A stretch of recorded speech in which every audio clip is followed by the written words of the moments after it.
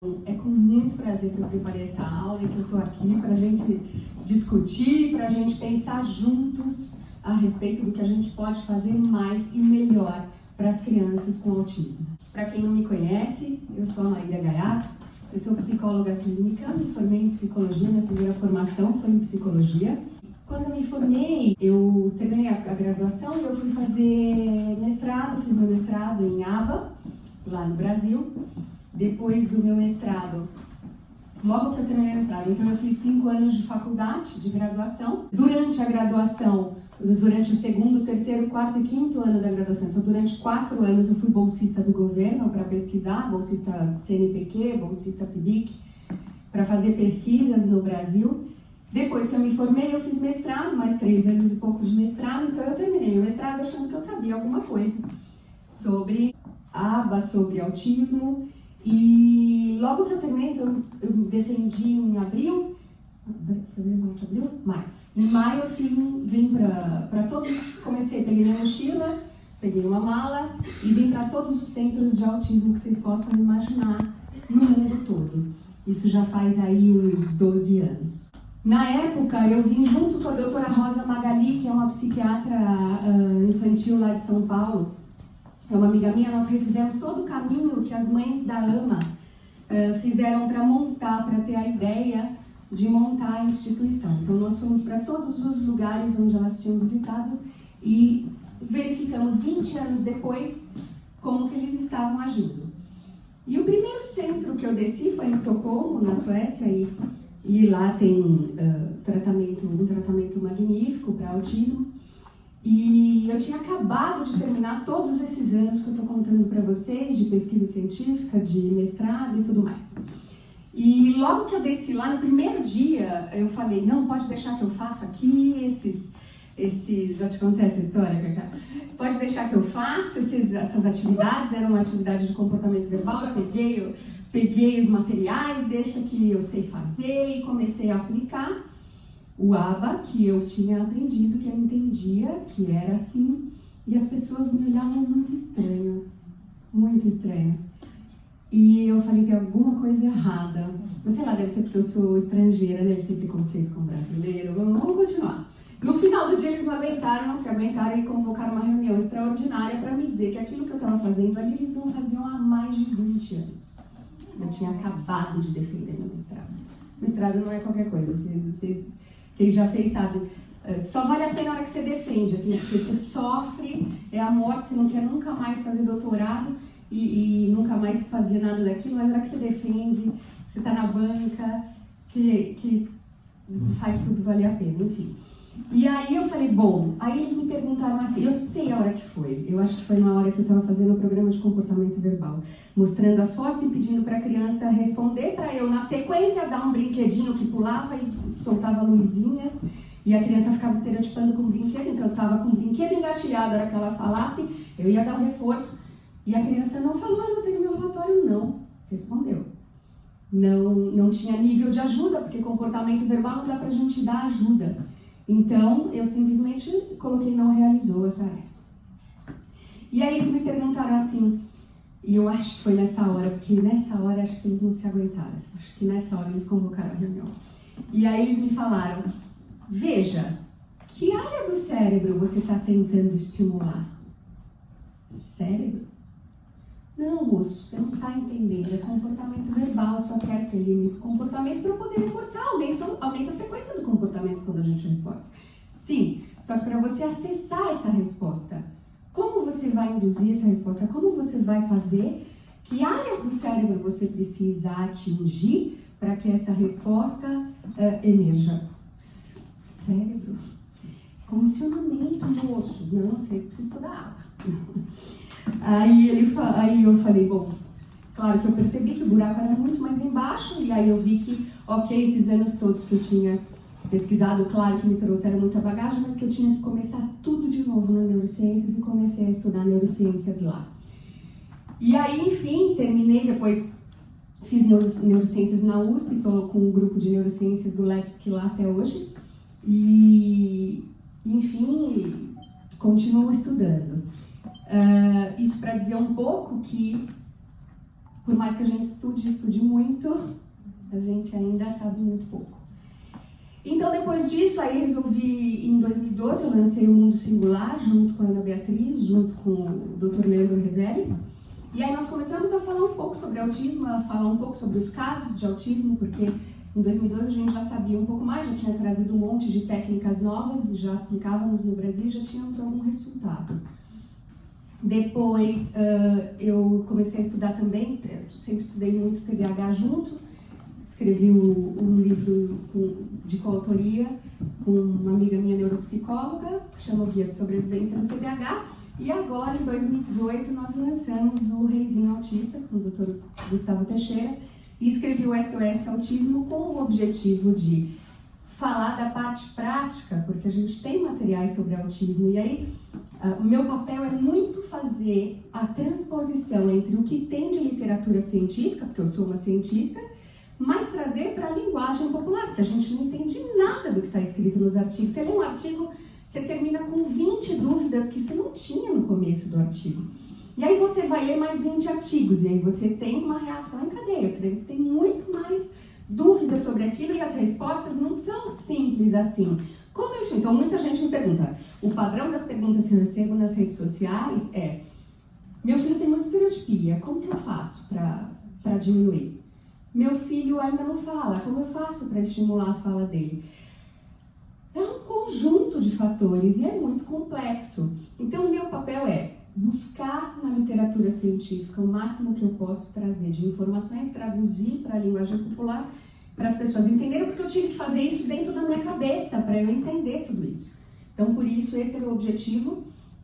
Esse foi o objetivo de escrever todos esses livros, esse foi o objetivo de montar o canal do YouTube, porque algumas famílias ainda têm condições de buscar tratamento, de ter ajuda e pagar uma consulta, mas a grande maioria das pessoas são tratadas, e a grande maioria das crianças são tratadas igual bicho no SUS.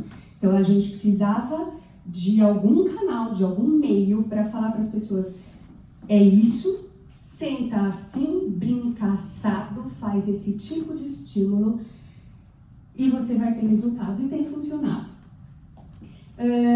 Hoje também eu coordeno a pós-graduação de intervenções precoces e alguns outros cursos sobre autismo pelo CBI of Miami, e sou diretora da equipe Maíra Gaiato, lá de São Paulo. Cadê o pessoal da equipe? Levanta a mão. Minha equipe querida do coração, porque a gente não faz nada sozinho, né? Se a gente não tiver um super time, a gente não consegue sair do lugar. Então, hoje esse é o panorama de onde eu estou, e eu queria falar um pouco com vocês exatamente sobre isso, que o autismo, na verdade, nada mais é do que um cérebro com autismo. Um cérebro que foi formado, ele é arquitetado dessa maneira.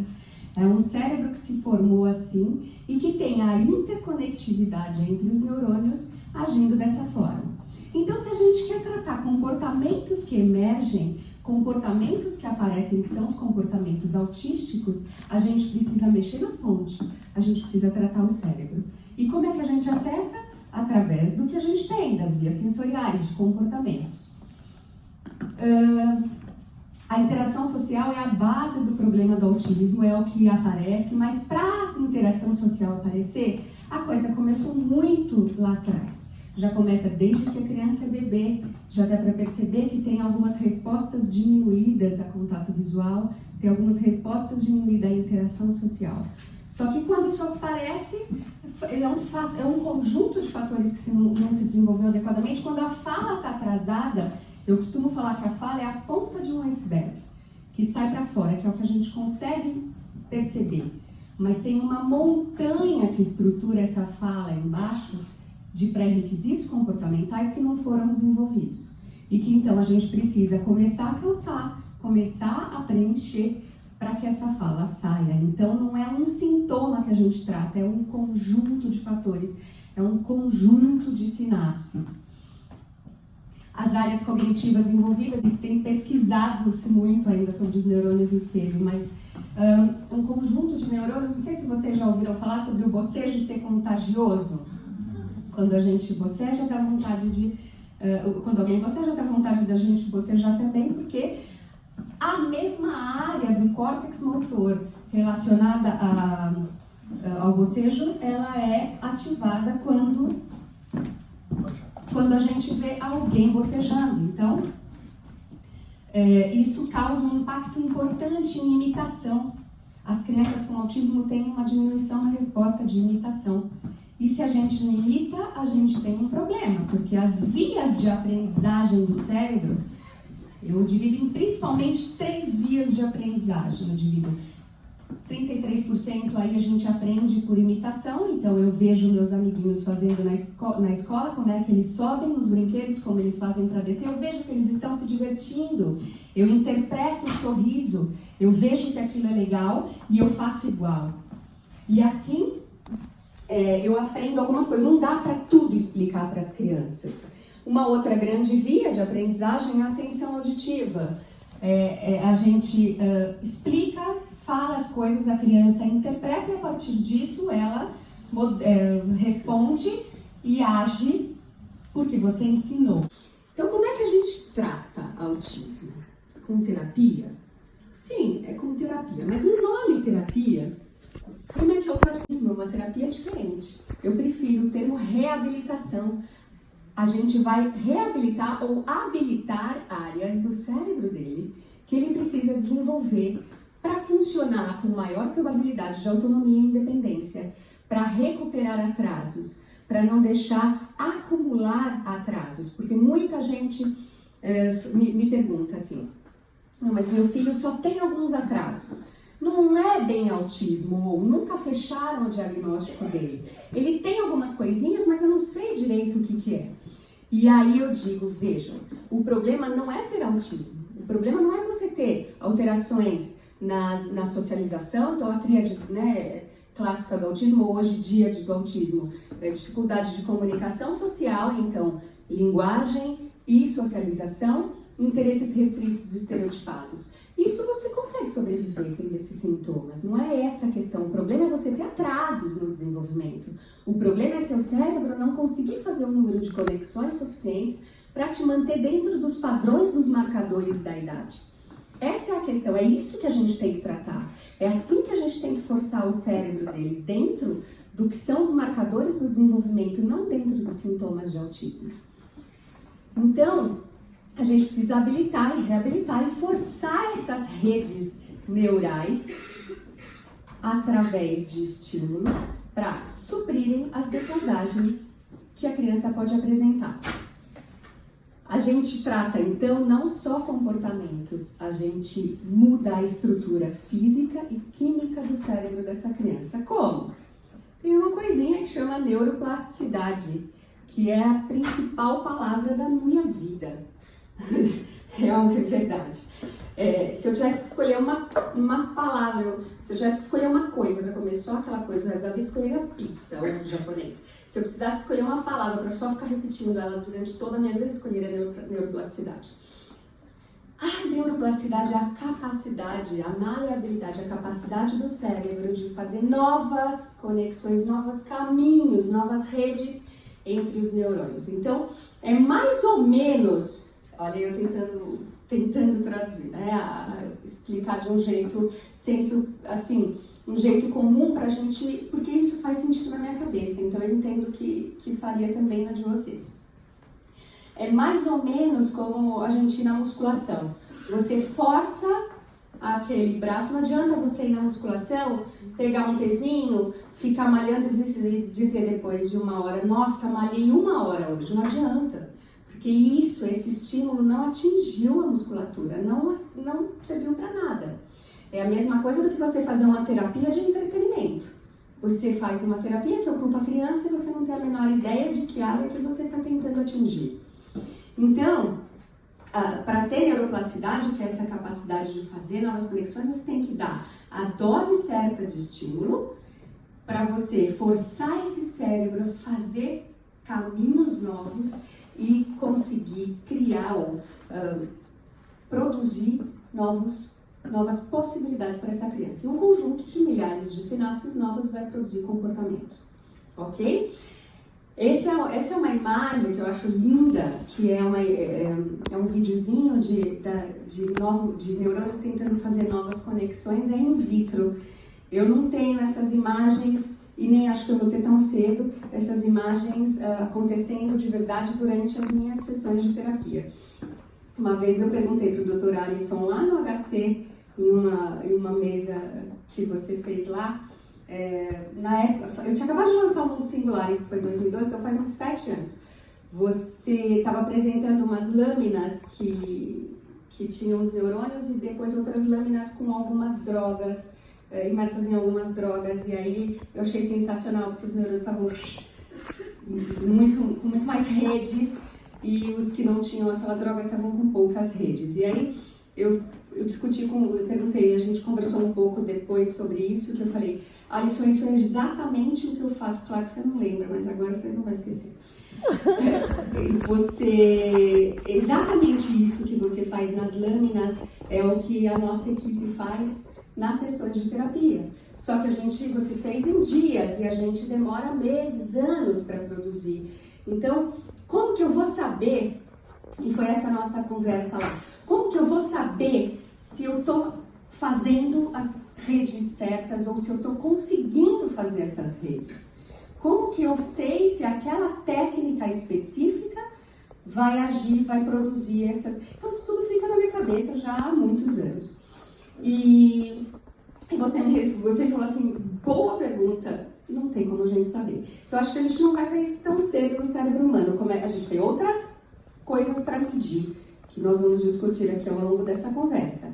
Mas essa cena nós não vamos conseguir ver tão cedo. Olha só, olha, isso é muito lindo, né? Não é lindo isso? Não é a coisa mais linda isso? Eles tentando... É o que o Alisson falou, o cérebro quer, ele busca, ele tá louco para fazer sinapse, ele tá louco para criar novas conexões. A gente precisa alimentar, né? Isso é sensacional, velho. Olha, arrepia até o couro cabeludo. Isso é muito sensacional de acontecer. Então, é isso que a gente faz nas sessões de terapia. E como fazer isso? É possível fazer isso? Claro que sim, com intervenção precoce. A gente sabe que a plasticidade que a gente tem na infância, nunca mais a gente vai ter na vida. Então, alguns artigos mostram que para produzir o que a gente consegue em um dia com uma criança de 2 anos de idade, a gente vai precisar de 1 ano quando ela tiver 14 anos de idade. Então, mais ou menos a gente pode pensar sobre ensinar língua para criança pequena. Se você coloca uma criança pequena numa escola bilíngue, que ela tenha uma certa quantidade de horas, não vamos falar nem em inglês, porque em inglês a gente tem acesso a filmes, acesso de outras maneiras a essa estimulação. Vamos pensar em uma língua completamente diferente. Eu fui para a Rússia agora na Copa e é surreal, você não entende nada do que está escrito e nem do que eles falam. Não é uma coisa que dá para você inferir mais ou menos, não tem a menor ideia. É muito louco aquilo tudo. Então, se você colocar uma criança pequena para aprender russo, ela vai aprender sem sotaque e fluentemente. Vamos tentar nós agora aprender russo. Já era, você nunca mais vai ser fluente, não tem a menor chance. Claro que a gente aprende, sim. Nós temos essa possibilidade de aprender para o resto da nossa vida. Mas a gente aprende só que com algumas limitações. Nunca mais a gente vai conseguir ser fluente. Mas dá pra gente fazer, dá pra gente aprender. Enquanto uma criança aprende mais rápido e com muito melhor qualidade. Então, é isso que a gente precisa fazer. Tratar o mais cedo possível e o máximo possível com técnicas certas e adequadas. Só que, como eu vou saber se a técnica é certa e adequada? E aí a gente entra em uma área que eu acho muito importante discutir num evento como esse e numa discussão desse nível, que é... Que é técnicas e métodos baseados em pesquisas científicas sérias. E o que são pesquisas científicas sérias? Alguém tem alguma ideia do que significa uma pesquisa ter grupo controle? ou alguma divisão de sujeitos randomizado. Quem está na minha pós-graduação sabe disso, porque a primeira aula que eu dou é de noções básicas de metodologia, para a gente saber analisar e interpretar o que a gente lê. Primeira coisa, a gente lê e vai atrás de informações. Tenho certeza que todo mundo aqui fica atrás de informações, senão não estaria aqui. Então, avaliação duplo cego, vou contar para vocês então o que é. Vamos falar de uma coisa mais concreta. Quando uma empresa farmacêutica vai fazer a pesquisa sobre um medicamento novo, sobre um medicamento para dor de cabeça, um analgésico para dor de cabeça. Então, eu acabei de lançar um analgésico novo e eu quero que tenham pesquisas sobre ele que comprovem que ele funciona. E aí eu vou até os pesquisadores e digo, olha, esse é o meu analgésico preto. Você pode fazer uma pesquisa sobre ele, por favor, e me passar os dados? Posso. Ah, legal, ó, vamos tomar uma cerveja então para conversar sobre isso, a gente já fica amigo e já... aí você me ajuda na pesquisa e tudo mais. E aí tem 2 jeitos da gente fazer essa pesquisa. Eu posso fazer assim, como eu fiquei amiga do cara do analgésico preto, eu vou separar aqui os meus pacientes mais legais, porque tem tanto paciente super, hiper sintomático, que são pessoas, chatas. Então vamos pôr os legais aqui para tomar o analgésico preto. E os chatos para tomar lá. Aí tem também... isso é divisão de grupos, tá? Você divide os grupos. Então, vamos colocar 10 aqui e 10 aqui. Isso é uma divisão de grupos que se faz em muitas pesquisas, mas o ideal é que vocês leiam pesquisas que fazem grupos randomizados, que é...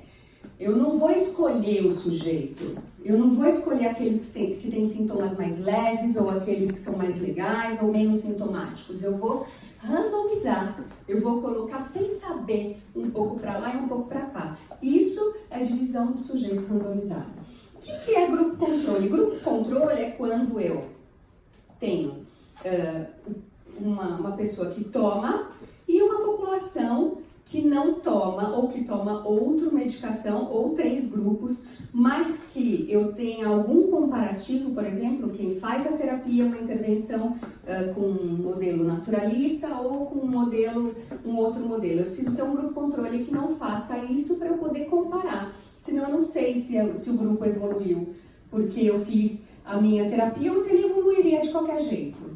E a avaliação duplo cego, eu acho muito importante ter esse tipo de avaliação, que é assim, quando o pesquisador vai preencher o questionário pós-intervenção, então, um grupo tomou um analgésico preto, e aí eu vou avaliar a resposta desses sujeitos depois de terem tomado. E aí eu vou avaliar logo depois, e depois eu vou fazer um follow-up. Então, 6 meses depois eu entro em contato com esse sujeito e falo para ele, você lembra quando você tomou analgésico preto? Ah, lembro. Você teve algum efeito colateral? Não, eu tive um pouco de náusea. Mas foi uma náusea assim. Faz 6 meses, acho que não foi tão ruim assim, né? Senão a senhora lembraria, né?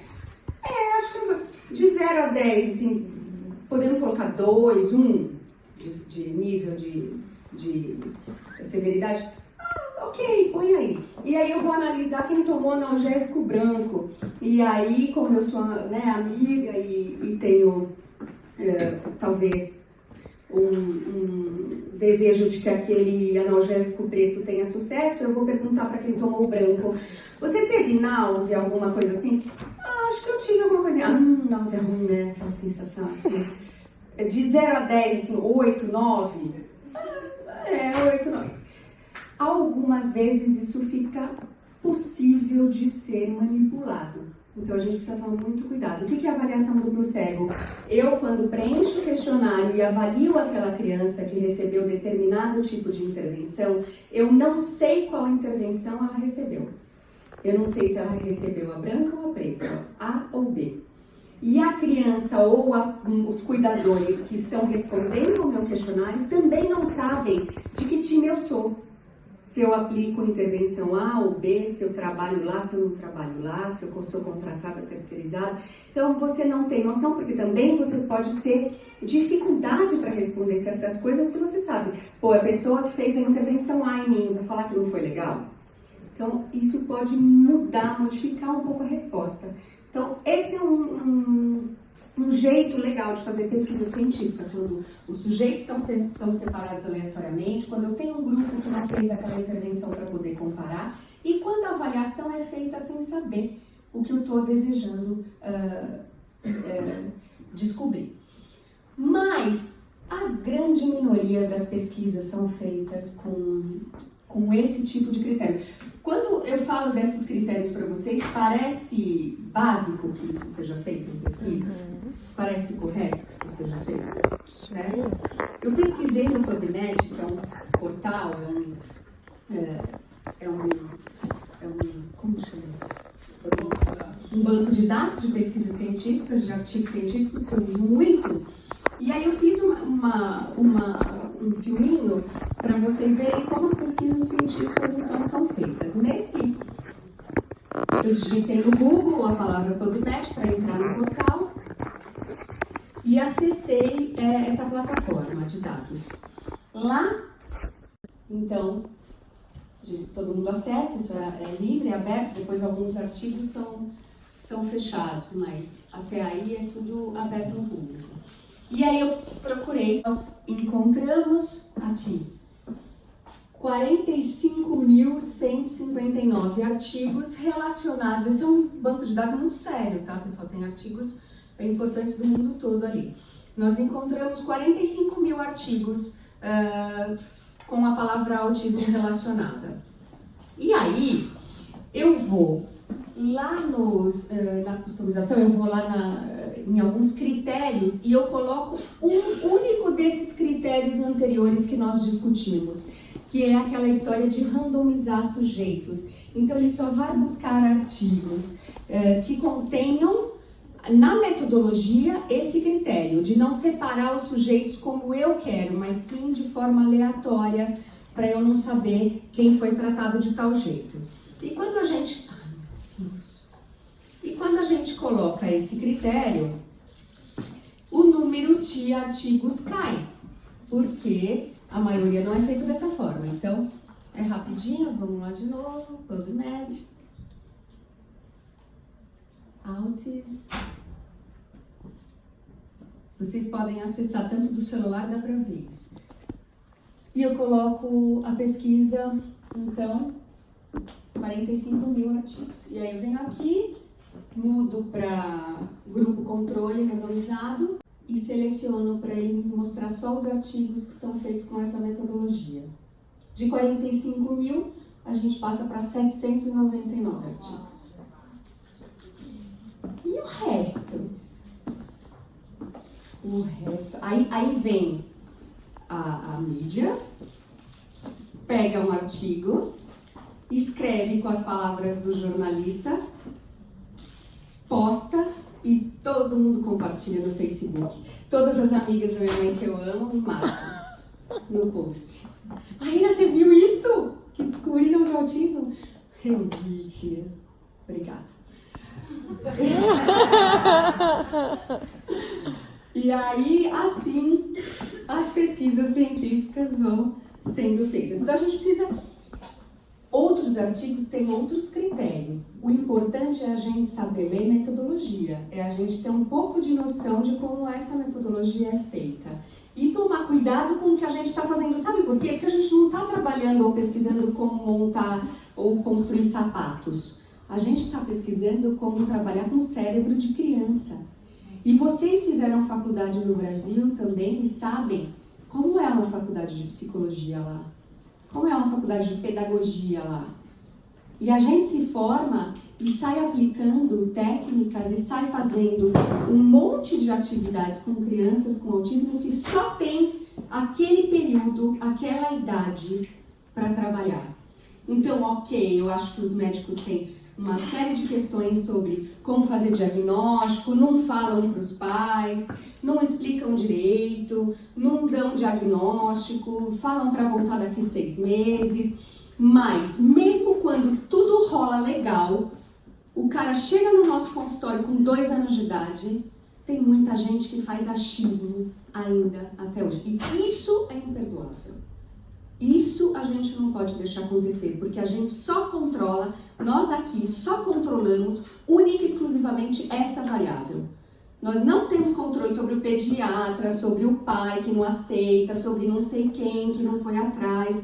Claro que hoje, se a mãe desconfia, ela consegue, vai no nosso Instagram, vai no nosso YouTube, já sabe muito o que fazer antes de precisar procurar, mesmo que ela não consiga acesso a tratamento, já tem muito o que fazer.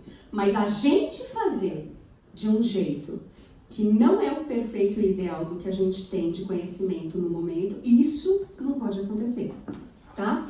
Então, vamos em frente. Muita coisa ainda e eu fico falando sem parar. Então, como que a gente sabe hoje as terapias ideais são baseadas nos métodos comportamentais, baseadas na ciência, que é o ABA, que é a análise do comportamento aplicado. Aquela terapia que a gente fazia, que eu ficava lá esperando o reforçador. Lembra que eu contei para vocês quando eu fui lá para Estocolmo, que eles falaram que eles não faziam isso há mais de 20 anos lá? Pois é, não é mais condicionamento, não é assim que é o ideal. Então, nós precisamos inserir no contexto naturalista da criança, provocar, gerar estímulos discriminativos que evoquem aquela resposta para que a gente, dentro do contexto naturalista, consiga reforçar. Reforçar como? A gente tem alguns tipos de reforçador. Reforçador primário, água para matar sede, fome, comida, água, comida, sexo. Esses são reforçadores primários para os animais. Reforçadores secundários, que são os reforçadores associados aos primários, né? Então, hoje a gente sabe que o ideal é a gente faz um modelo naturalista, a própria continuação da brincadeira, a gente dá atenção, aí o hi-fi, que a Ana Cláudia estava falando, esses são reforçadores condicionados. Nós temos reforço positivo e reforço negativo na vida. Isso é muito importante, esse conceito é muito importante, vamos pensar um pouco juntos. Reforço positivo, o ser vivo tem 2 vias de funcionamento. Ou a gente age por reforço positivo, ou a gente age por reforço negativo. Reforço positivo é quando a gente tem prazer nas coisas, então a gente age em busca de alguma coisa que traz alguma sensação muito gostosa, alguma coisa muito prazerosa pra gente. Então, eu como chocolate, porque aquilo me dá, né, libera uma série de substâncias e me dá muito prazer. Eu venho aqui porque isso me dá muito prazer. Eu estudo autismo e estudo neurociências porque me dá uma sensação única que eu não sei nem porquê, mas é. Então, a gente age em busca de prazer. Ou a gente pode agir em busca de se livrar de coisas aversivas. Então, eu não vou naquela festa para não encontrar determinadas pessoas. Eu faço algumas coisas para alguém porque senão vai ter tanta, né, encheção de saco, reclamação, que então eu faço. Eu escolho determinadas coisas com angústias, eu vou ser punido, ou eu vou ter algumas coisas ruins na nossa vida. O problema é que o nosso cérebro também é programado mais para ficar atento a coisas ruins que aconteceram para que eu possa me proteger delas, do que buscar prazer. A gente foi na palestra, como que é o nome dele mesmo, Ju? Do professor aqui de Harvard. Esse, que estuda sobre a ciência da felicidade. E ele falou, ele deu esse exemplo com as palavras dele, lá da área dele, mas ele falou mais ou menos assim: a gente tem uma floresta e tem uma árvore incrível que já deu muitos frutos pra gente, já deu muita sombra pra gente, a gente passa por lá, sempre para naquela árvore e tem prazer em ficar ali um tempo, e muitas coisas já aconteceram de bom ali embaixo daquela árvore, e eu associo, mas um dia eu estava passando por aquela árvore e tinha um leão atrás dela e ele quase me matou, eu me machuquei por causa disso. Todas as outras vezes que eu passar por aquela árvore, eu vou lembrar do leão. O meu cérebro seleciona a coisa ruim. E eu ajo para me proteger daquele monte de coisa ruim ao invés de agir em busca do que eu quero de bom. Eu ajo e vivo a minha vida em função de me livrar das coisas que podem ser aversivas para mim. E a vida fica muito ruim assim. Então, é isso que a gente tem que pensar, tanto para a nossa vida quanto para as terapias das crianças. Então, o ideal não é ela fazer porque ela não tem outra opção, porque ela está encurralada numa mesinha e porque senão você não vai dar o iPad para ela. O ideal é ela fazer porque ela tem prazer e não usa só 15 minutos. Porque ela tem prazer, porque ela quer buscar aquilo. Então, isso fica uma reflexão para a gente pensar. Bom, a consequência é aumentar a frequência do meu comportamento. Quando alguma coisa é reforçada, e aí a gente tem a modelagem do comportamento. O nosso comportamento e o comportamento das crianças, ele é modelado a partir de algumas consequências que a gente tem, e ele também é extinto a partir das consequências que a gente tem sobre ele. Então, um exemplo de modelação, vamos fazer uma brincadeira, uma atividade aqui, de modelagem e modelação de comportamento. Então, eu tenho aqui 2 bolinhas. Eu vou pedir para vocês, por favor, aplaudirem as bolinhas. São bolinhas muito legais, muito graciosas. E eu vou mostrar uma de cada vez para vocês. Eu vou pedir para vocês aplaudirem a bolinha amarela. E a hora que eu mostrar a bolinha roxa, vocês, por favor, também aplaudam a bolinha roxa. Tudo bem? Vamos fazer uma vez para ensaiar? Bolinha amarela. Bolinha roxa. Bolinha amarela. Aê! Boa! Bom. Bolinha roxa. Bolinha amarela. Bolinha roxa. Amarela. Roxa. Amarela. Roxa. Por que vocês pararam de aplaudir a roxa? Por causa das consequências desse comportamento. Eu dei atenção social para vocês. É isso que faz a gente o tempo inteiro na vida agir. A gente está o tempo inteiro sob contingências de comportamento. Isso é modelagem e modelação. E a consequência também é extinção. O que aconteceu com os aplausos da bolinha roxa foi extinção de comportamento. Vocês pararam de ter feedback sobre isso e extinguiram esse comportamento.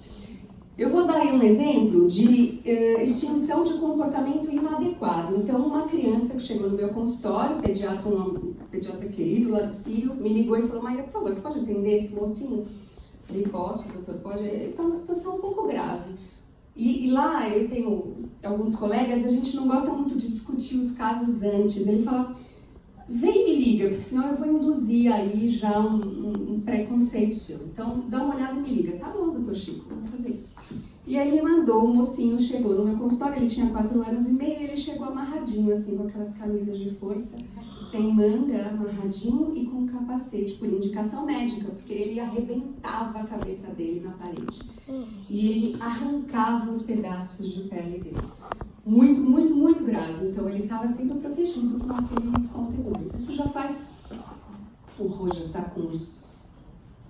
Isso já faz uns 6 anos, mais ou menos. Ele estava com 4 anos e meio na época. Bom, e aí eu perguntei assim para os pais, como é que chegou numa topografia de resposta tão grave dessas para ele arrebentar e correr risco de vida fazendo isso? Não é esperado que nenhum organismo faça isso. E aí os pais falaram: bom, nós tivemos 3 situações específicas. O pai é um advogado lá de São Paulo, e ele estava fazendo um happy hour na sexta-feira em casa. O Rodrigo, esse mocinho, todos os dias, ele tem uma alteração social importante, e ele chorava muito, ele tinha muita dificuldade para tomar banho. Então, todos os dias, na hora do banho, quando a mãe ligava o chuveiro, a babá ligava o chuveiro, ele já começava a sofrer, chorar, mas não tinha jeito, tinha que tomar banho e acabou. Então, a curva de adrenalina que ele liberava, porque a gente libera adrenalina numa situação de risco, numa situação de medo, e o cérebro dele interpretava banho como uma situação de risco. Então, todos os dias, quando ele ia para o banho, ele liberava adrenalina, ele liberava 10, 20, claro que é um número hipotético, tá? 50, 100, não tinha jeito, ele ia para o banho e assim, todos os dias aconteciam. Mas o pai me disse que teve uma sexta-feira que ele estava lá com os sócios em casa, fazendo um happy hour, e o Rodrigo começou a chorar lá em cima, e começou a gritar muito, e ele ficou segurando um tempo, né? Só que daí quanto mais adrenalina, pior a topografia do comportamento, o choro é mais intenso, o grito é mais alto, e ele ficou muito sem graça, e ele foi bancando, e aí foi aumentando, quando chegou no 100, ele ligou para mim, telefonou para a babá e falou: para com isso, por favor, agora. Amanhã a gente dá banho. Deixa assim hoje, não tem problema, passa um lencinho umedecido. Legal, a babá fechou. E o Rodrigo não entrou no banho quando ele estava gritando muito. O que o cérebro dele associou? Se eu gritar, se eu sofrer muito, se eu liberar esta dose de adrenalina, isso é bom pra mim, porque aí eu me livro do banho. E no dia seguinte, o cérebro não gasta bala à toa. Já aprendeu isso. Ele não começou do 10 o choro, ele já partiu do 100.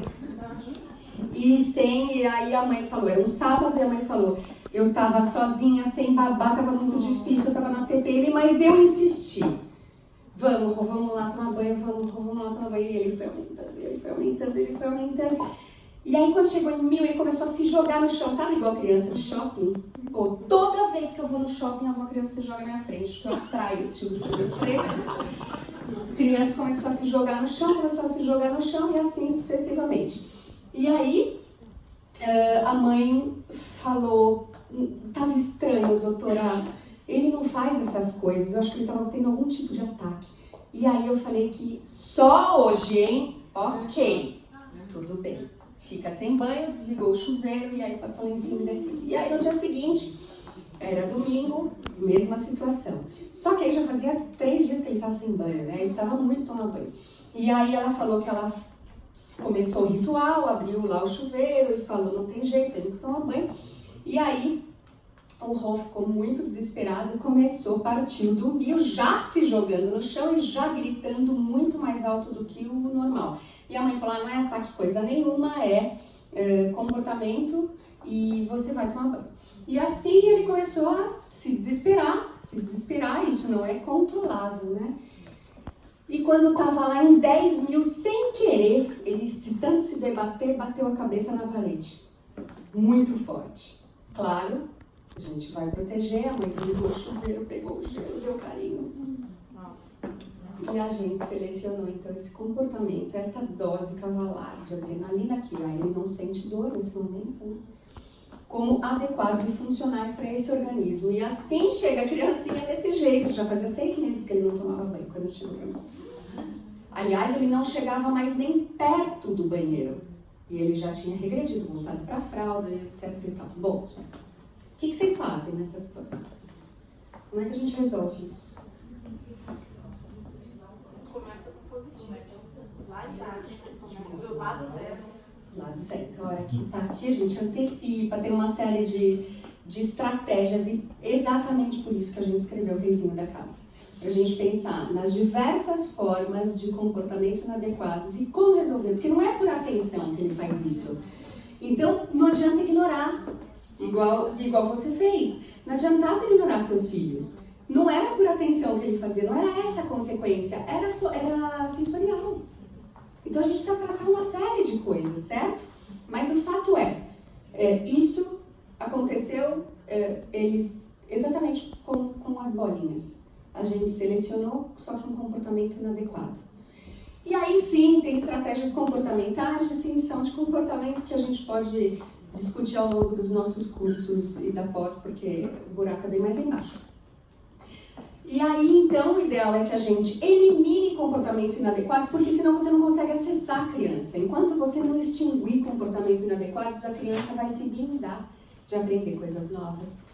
O modelo de intervenção precoce, baseado na metodologia Denver, faz exatamente isso. Tenta que a prioridade é você ser reforçador para a criança. Então, você segue a liderança da criança, você faz onomatopeias, faz comentários, ajuda ela no que ela quer conseguir. Você é super legal, depois você faz atividades sensórias sociais, que são muito reforçadoras para ela. E depois você começa a aplicar variações para ampliar o repertório daquela criança. Esse é um estudo, vou dizer rapidamente, um estudo com grupo controle, com sujeitos randomizados, com avaliação duplo cego, depois eu posso passar para vocês, que é, não fomos nós que fizemos, isso é uma viagem do nosso doutorado. Aqui eu quis trazer esse gráfico porque depois eu posso mandar o artigo para quem quiser, mas o fato é que os grupos de crianças com desenvolvimento típico, fizeram o modelo Denver e a comunidade que faz a intervenção que o governo patrocinava lá, que era outro tipo de intervenção comportamental. Os dados do EEG, que o Dr. Alisson mostrou, que são aqueles vários eletrodos, em várias outras pesquisas tinham sido definidas algumas áreas de atenção e nesse estudo eles usaram essas áreas de atenção e mediram, antes e depois da intervenção, o tempo de reação da criança a atentar a sujeitos em comparação a objetos. E quanto mais negativo, melhor, mais rápido e mais atenção eles tinham a sujeitos. E o grupo com um modelo de intervenção naturalista conseguiu normalizar ou alterar o EEG. Então, não só os comportamentos, não só os questionários de avaliação comportamental, mas como também exames. E essa é a importância desse artigo. Então, eu tenho uns videozinhos, mas de exemplo de como faz o modelo de intervenção, depois eu mando para vocês. O que eu quero deixar de mensagem é que a gente precisa tratar, e a gente trata o que exatamente? São um conjunto de fatores para a gente ter sucesso. Tem um neurocientista, que é um outro neurocientista, né? Só tem neurocientista no mundo, né? Quantos neurocientistas já estão por hoje? Mas que é o Malcolm Gladwell, que ele escreveu um livro que chama Outliers, que em português chama Fora de Série. É um livro muito bom, tem na cadeia contínua, tá? Mas ele fala que para alguma coisa dar certo ou para alguma coisa dar ruim, como diz a minha enteada adolescente, a gente precisa de um conjunto de fatores. Nunca uma coisa só. Quando acontece um acidente de avião, por exemplo, nunca é só porque deu pânico à torre, o tempo estava ruim, o piloto estava cansado, porque deu alguma alteração também elétrica, porque não tinha visibilidade, não tinha área de pouso. É sempre um conjunto de fatores que faz alguma coisa ser ruim. Assim como alguma coisa dá certo também. É sempre por um conjunto de fatores. Então, para um caso ter sucesso, eu nunca vi um caso de criança ter sucesso e evoluir sem extrema participação dos pais e orientação dos pais. Os pais precisam saber o mínimo sobre técnicas, sobre metodologia, sobre tratamento, como aplicar, como fazer, como serem legais para a criança.